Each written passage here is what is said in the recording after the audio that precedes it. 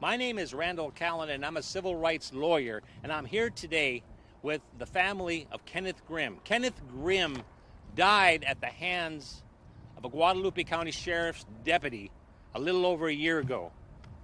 Deputy Gary Courtney of the Guadalupe County Sheriff's Office shot and killed Kenneth Grimm. Kenneth was 77 years old. He was feeble. He had a cane. He suffered from Alzheimer's, dementia, and other problems. And there was some difficulties at the home where he was staying at, and when 911 was called, EMS was who was supposed to show up, but instead one of the officers showed up, and within less than a minute he had shot and killed Kenneth Grimm. You all have seen the video. I have shown you the video. The video was just released, and that's why we're here today, now that we can see more clearly exactly what happened. Why didn't that officer have a taser? Every major city in Texas has tasers. All kinds of small towns have tasers. The city of Seguin has tasers. He could have used a taser. Why did he shoot to kill? He could have shot him in the leg. He would have fell down. Ken was slow moving. Did he have a knife in his hand? Yes, but he was slow moving. Why wasn't a crisis intervention team called? Or somebody with more crisis intervention training? If you look at the video, the officer could have backed up. Heck, he held the gate open where Ken was coming forward. He should have closed the gate.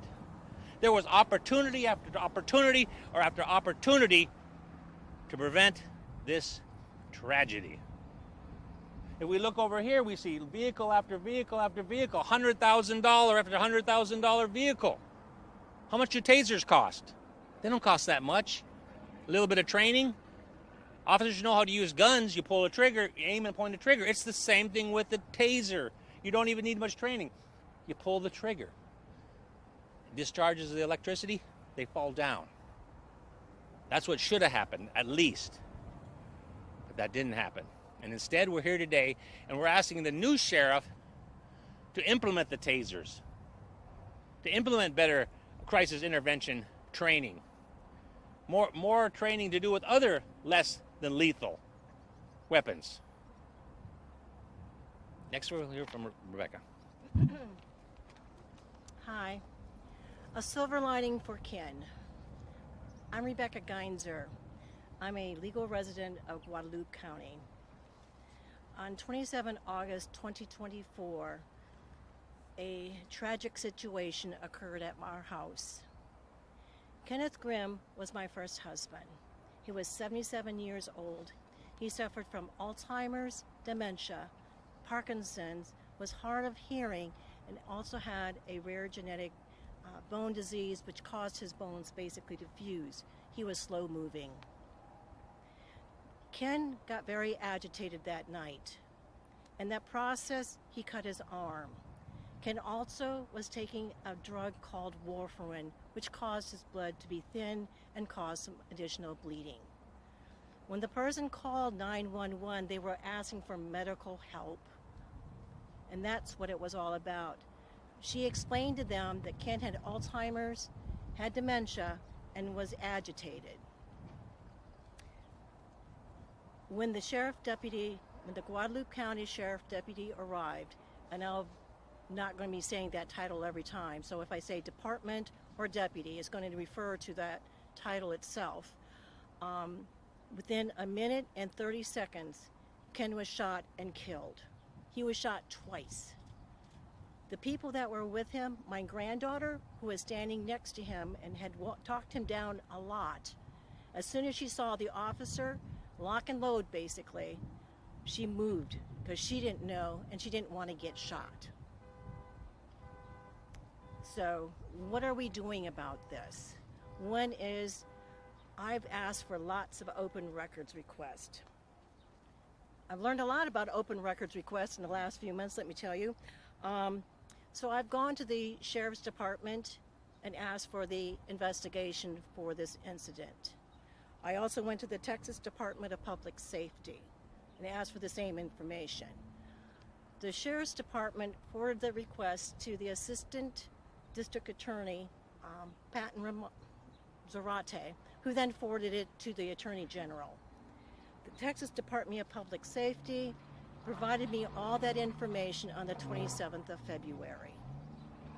I've also asked for documents from the Sheriff's Department, policy documents which pertain to the staffing policy of the sheriffs, of the deputies, deadly force, less than deadly force, de-escalation policies, crisis management, EMS, certification, list of items used by the deputies.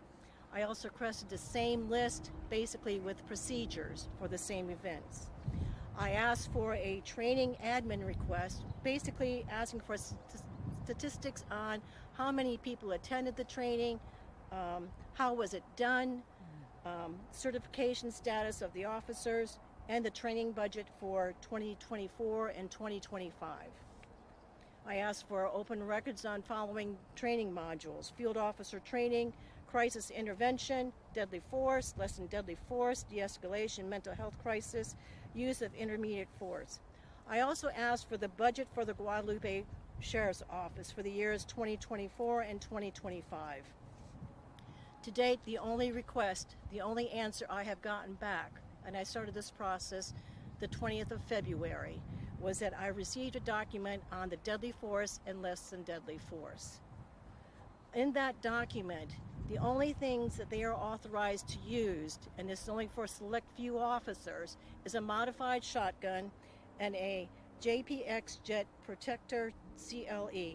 They're also authorized to use a baton and rubber pellets. So basically, what am I asking for? I'm asking for, I'm trying to find it here, I don't have it, here it is. I'm asking for the government of Guadalupe County, which I believe is the Board of Commissioners and the county judge. There are 5 people that meet on a regular basis. They make the policies for Guadalupe County. One, I'm asking that they provide additional support for open records personnel. There's one person in the Sheriff's Department that does this. They have other open records to deal with, and I've asked for a lot of information. But I don't think it should take over a month to get a budget request, a training request, basic information that every citizen of Guadalupe County should know. Population growth in Guadalupe County from 2010 to 2023 has grown about 40%. That's a lot of people. For those that live in Guadalupe County, you can see that our schools are overfunded or overcrowded, the roads are overcrowded, etc. What I'm asking the government of Guadalupe County to do is to research on getting tasers for the Sheriff's Department. They need money. These people control the budget. And all the additional training they need for that. I'm asking for more EMS support. How many EMS people do they have? How many people are they supposed to cover with it? And especially with this increase, our population is aging. We are going to have more Alzheimer's people. We're going to have more dementia people. People who have Alzheimer's are not hard to deal with from a personal basis. They get confused. They don't remember. They get agitated over things that you just don't understand. They need people that are specialized in that care. I'm asking for more training. If these deputies are going to be responding to these kind of incidents, they definitely need more training for that type of situation. I'm also requesting they create a mental health department within the Sheriff's Department to handle this and coordinate these efforts. Einstein once said, the definition of insanity is doing the same thing over and over again and expecting different results. I've taken certain excerpts from Sheriff Zwicky, the former sheriff, who said he probably would have done the same thing again. He reviewed the tape, and that's what he said. To me, that is insanity. He also said a minute and 18 seconds later is when Mr. Grimm comes out, pulls a knife, and comes forward, and 8 seconds later after that, it's over. 8 seconds. That's all it took. And that is so hard to understand. Do you believe the current sheriff is going to put in place tasers, or the current government will do that for you?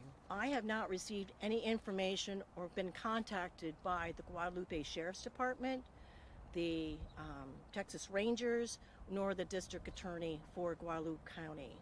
I can't think of his name. And this is another thing that he said, or Sheriff Zwicky said. We feel even if he had a taser, there wouldn't have been time. What did he mean by that?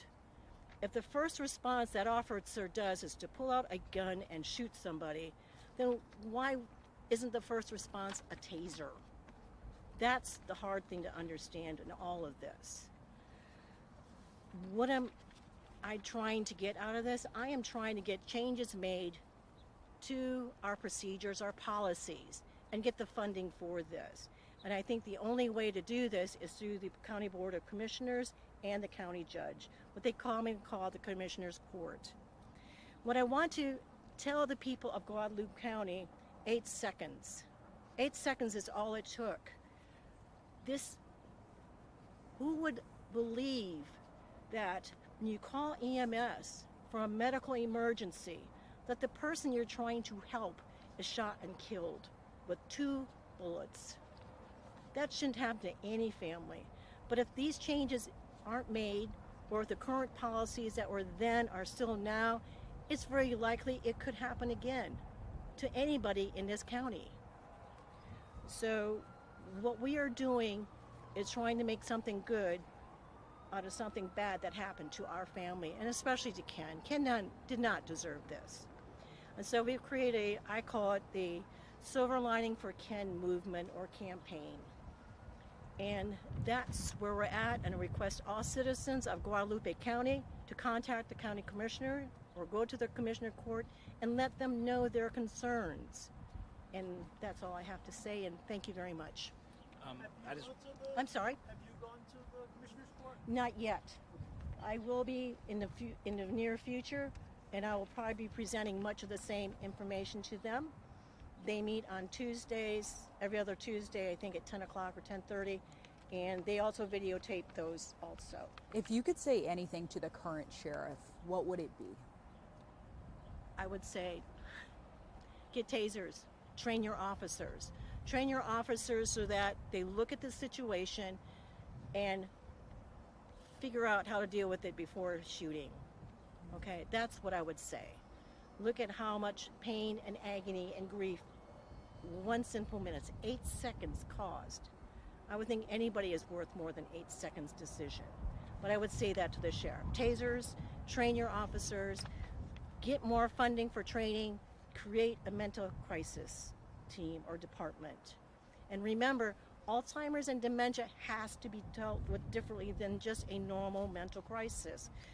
Crisis could be due to drugs, and a normal person, not a normal person, what I should say is there are people who do have mental issues, and they have to be taught, all treated differently. You can't just lump them into the mental crisis bag and say everyone's going to be treated the same, because they can't be treated the same. Any other questions? Get your phone. Oh, sorry. I'm sorry. Go ahead. No. Have Go you ahead. attempted to contact the sheriff's office or any other public official for these changes?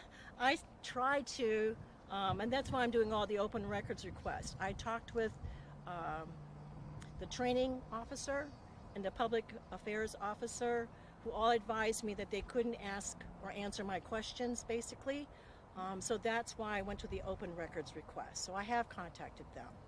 On what date did you guys receive the video? Yesterday or before? We got it the 27th. I was out of the country on vacation and didn't get back to the 16th of March. It's very hard to do this stuff. I don't think I started, and I had to download each of those files by hand. I didn't look at the video, nor do I ever want to see the video. So as soon as I got all the information together, we zipped it off and sent it to Randall here. And that's the status of that. I will say the Department of Public Safety was more than helpful once I got a hold of the right people to talk to. They had this done in a matter of 2 weeks. Any other thing? Just your full name. Oh, I'm Rebecca Susan Geinzer. Can you spell it? I will. Geinzer. Zer. And you were the First wife of Kenneth Grimm. Byron is our son. Yeah, what's that? So, Oh. Thank you very much. Yes, I want to point out that a taser is just as easy to use as a gun. You point it and you press the trigger, the barbs come out, electricity goes in, you go down. So there was no, if you had had a taser and he's trained on it, he could have used it just as easy as a gun, and this would have been the place to use it. Furthermore, he didn't have to shoot him to kill. That was another option. He could have shot him in the leg. Boom, boom. He's slow moving. He would have went down. That's another thing he could have done instantaneously. But and next, we want to talk to Byron. Has a few words to say. Byron, the son. He has a few words he wants to say. Once again, you read about this situation in the newspaper. You read about this. You see it on the news happening to other people. It happened to us, and it can happen to somebody else, and that's why we're here. Seguin Police Department, the City of Seguin's Police Department has kept up with the times. They have a mental crisis team. They do have tasers. They have other options, and that's what we want for our Guadalupe County Sheriff's Department, is other options. Currently, the option is to use a lethal force or not use lethal force, and there's really no other options. And that's why we're doing this today, so that the Guadalupe County Sheriff's Department has options in the protection of the citizens of the county. Have you seen the video? No, I will never watch the video. Can you describe what it's like to have to make that decision not to watch a video like that? So when this event occurred, I was in Dallas, Texas for work. I left Dallas, Texas at approximately 7 o'clock that night and got here to Seguin at about 1 or 2 in the morning. And they had just finished taking my father away. My best friend was there.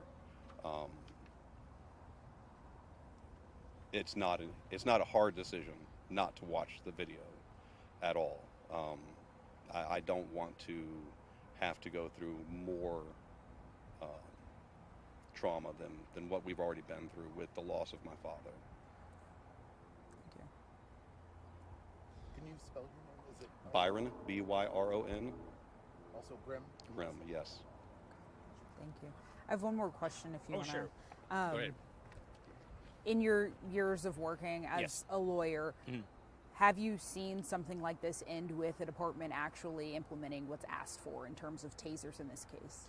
I'm a civil rights lawyer, and one of my main cases is when officers use excessive force, oftentimes with a gun and sometimes with a taser. And I've watched video after video where officers confronted with an individual with a knife, much healthier and much quicker than Mr. Grimm, shoot him with a taser. He goes down. The knife is dropped. The officers get on him. That's it. So this is not a tactic or something that's hoped for. Many officers do this very same thing. Guy with a knife, shoot him with a taser. He falls down. And do you know where the current investigation stands? Is the officer back working or still on administrative duty? The officers were back working. The grand jury did not indict him for a crime, but of course, a crime is different than not having a policy. They should have the correct policies. And did you want to say something? We have one more individual here who would like something to say. My name is Lori. Kenneth Grimm was my future father-in-law. I feel that had that deputy given Ken more time to respond, knowing that when he showed up, Ken was having a mental health crisis, that Ken had Alzheimer's, he had dementia, he did not understand what was going on at that moment. Had he just given my father-in-law more time to respond to his put the knife down statement, I feel that could have been something else that could have been done. The officer could have stepped back and shut the gate. My father-in-law would not have been able to open that gate. It's complicated. I was the one standing right next to him, and I just kept asking the officer, just step back, and the officer would not. He held the gate open.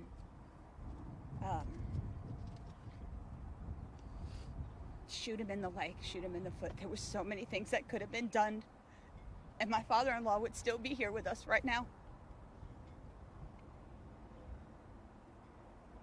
I'm sorry for your loss. Thank you so much. Is there anyone else? Yes. And one last thing, you guys have talked about the current sheriff. So I went to the website, and in his newsletter, and his name is Sheriff Joshua Ray, it says, our fundamental duty is to protect and serve the citizens and visitors of our county, and we will do so with compassion, fairness, and respect. Protect and serve. That's the most important thing. I don't believe Ken was protected, nor do I believe that officers served him correctly. That is their motto. That is their brand. That's what they're supposed to live by. So I guess maybe the challenge I'll put out to Sheriff Ray is to show us what he's done to make this stop. So other families, like I said, it doesn't happen to them, because unless things have changed, which I don't know, because I asked in my open records request any changes that were before or after August 27th of 2024, and to date the only response I've gotten from them is the fact of the deadly force and less than deadly force document. So to me, it kind of tells me that I don't think anything has changed. I could be wrong. But anyway, I will challenge him and basically say we need to protect and serve our citizens. Thank you. Thank you very much. Did either of you would like to say anything? Yeah, I'll definitely say something. My name's Randy Lee Oliver Jr. Like Byron said, we've been very good friends, best friends for many years, plus 35 plus years. Grew up in this area all of our life. Grew up with Mr. Grimm as practically a second father figure to me. He was paramount in my life for where I am today and what I've done as a role model and as an assisting and help in times of my life when I needed that role model to step in. Great respect and great love for him. So I stand here today just to put out, declare the fact that I'm a person that believes in law enforcement. I support law enforcement. I don't believe in the loss of the job that they've got the mandate to do, to protect and police and to protect and serve, as Becky put it. I strongly believe in that and believe it's a cornerstone of our society. But even under that mantle to protect and serve, there still has to be a means for the people that we put or choose to be in those places have to understand that there are many different circumstances that are going to come along with that responsibility. And this one is one that could have been avoided. I was there that night with the family. I was called there in place of Byron because he wasn't there, and the family was in crisis, and a family that reached out for assistance in a time of need, and in minutes, less than 2 minutes, their whole life was changed, and that crisis was just worsened by a very institution that was called upon to assist them in that time of crisis. And so I believe very strongly that we have to find a way forward through this, because as Becky said, just the very nature of society, there are people that give us their best years, and then in the years when they're waning, they have problems, they have issues that they are not themselves, and we have to have a means of protecting that to the point to where nature takes it to its due course. And for a sheriff's department that doesn't have that means, like I said, in a matter of time, and like Becky said again, 8 seconds. And Mr. Grimm was not a threat that anybody that's trained every day and that works to deal with solid threats that none of us want to face should not have been able to stare down, or at least find a way that was more beneficial to the family. So it's not that I want to see the sheriff's department punished, like they said, or that's not what my intent is. I'm fully behind what Becky has started here to get things changed, because it needs to change, and adaptability to the circumstances. I'm fully behind that.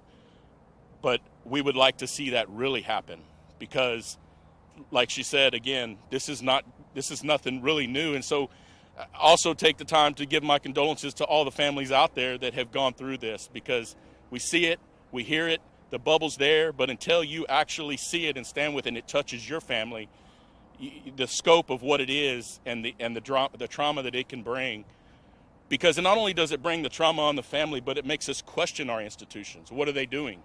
Why? And there's not really a great answer for that right now, but we need to provide that answer.